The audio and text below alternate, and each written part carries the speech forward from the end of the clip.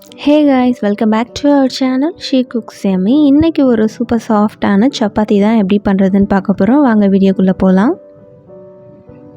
ஒரு பவுல் எடுத்துக்கோங்க. அதில் 250 கிராம் ஆட்டை ஆட் பண்ணியிருக்கேன். அது கூட தேவையான அளவு சால்ட்,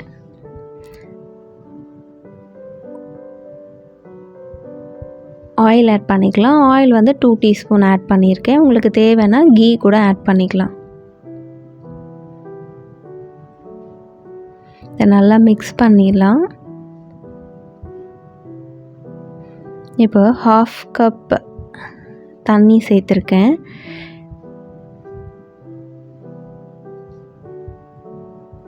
இதை நல்லா மிக்ஸ் பண்ணிக்கலாம்.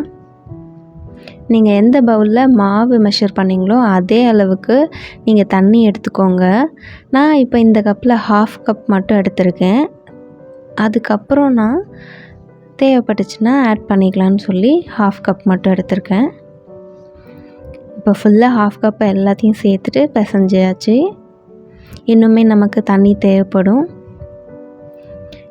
இன்னும் ஒரு 1/4 கப் மட்டும் எடுத்திருக்கேன். அதையும் சேர்த்து நல்லா இந்த மாதிரி பிசைஞ்சிக்கலாம்.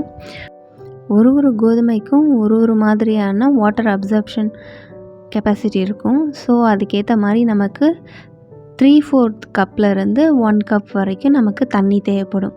எனக்கு பார்த்திங்கன்னா 3/4 கப்பு தான் ஆச்சு. இதை வந்து நான் வீட்டிலே ப்ரிப்பேர் பண்ண மாவு தான். இப்போ பாருங்கள், இந்தளவுக்கு லூஸாக இருக்கணும். அந்த மாதிரி நம்ம பிசைஞ்சிக்கணும். டைட் ஆக ஆக ஹார்டாகிடும் சப்பாத்தி. ஸோ இந்தளவுக்கு லூஸாக பிசைஞ்சிக்கலாம். இது மேலே வந்து ஆயில் ப்ரஷ் பண்ணிவிட்டு நம்ம இதை ஒரு 20 to 30 மினிட்ஸ் ரெஸ்ட் பண்ணிக்கலாம்.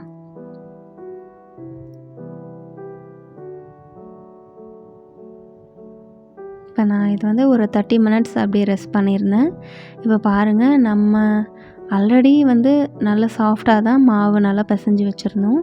இப்போது கொஞ்சம் ஒரு 1/2 அன் ஹவர் நம்ம ஊற விட்டதுனால இன்னுமே வந்து நல்ல ஸ்மூத்தாக சாஃப்ட் ஆகிடுச்சு. இதை நம்ம ஷேப் பண்ணிக்கலாம். நல்லா ரோல் பண்ணிக்கலாம். ரோல் பண்ணிவிட்டு எந்த அளவுக்கு உங்களுக்கு சப்பாத்தி சைஸ் வேணுமோ அந்தளவுக்கு எடுத்துக்கலாம். மாவு எடுத்து நல்லா ஸ்மூத்தாக ரோல் பண்ணிவிட்டு ட்ரையான மாவில் இந்த மாதிரி ப்ரெஸ் பண்ணி எடுத்துக்கோங்க. ரோலிங் பின் வச்சு ரோல் பண்ண ஆரம்பிச்சிடலாம்.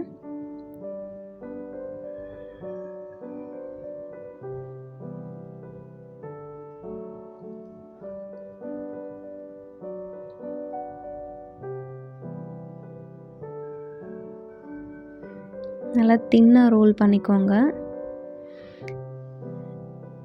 எப்போ தேவைப்படுதோ அப்போ லைட்டாக டஸ்ட் பண்ணிக்கோங்க. ட்ரையான ஃப்ளார் எடுத்து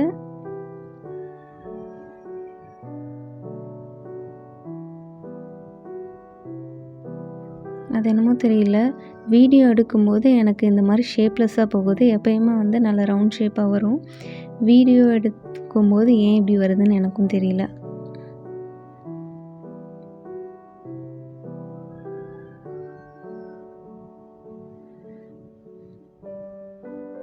நான் இந்த மாதிரி சைஸில் தான் எல்லா சப்பாத்தியும் இந்த மாதிரி ரோல் பண்ணி எடுத்துக்கிறேன். இப்போது தவா நல்லா ஹாட்டாக இருக்கணும். தவா சிம்மில் வந்து நம்ம பண்ணக்கூடாது. எப்போயுமே சப்பாத்தி நல்ல ஹை ஃப்ளேமில் தான் வச்சு சப்பாத்தி சுட்டு எடுக்கணும். அப்போ தான் நல்லாவே சாஃப்டாக இருக்கும்.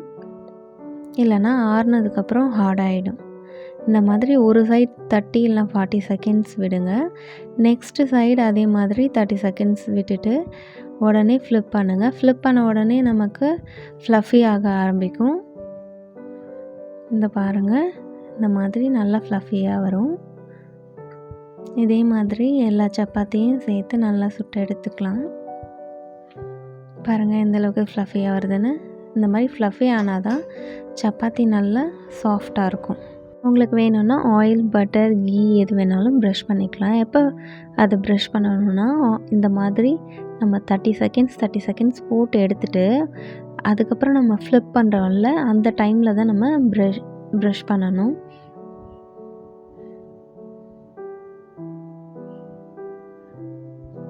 இதே மாதிரி சூப்பர் சாஃப்டான சப்பாத்தி எல்லாம் ரெடி ஆயிடுச்சு. இது வந்து நான் செஞ்சு வச்சுட்டு ஒரு 1 ஹவருக்கு அப்புறம் தான் இதை ஷூட் பண்ணேன்.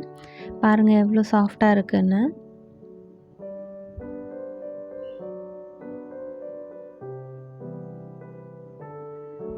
இன்னுமே நல்லா சாஃப்டாக தான் இருக்குது. இது ஆறுனாலும் நல்லா சாஃப்டாக இருக்கும்.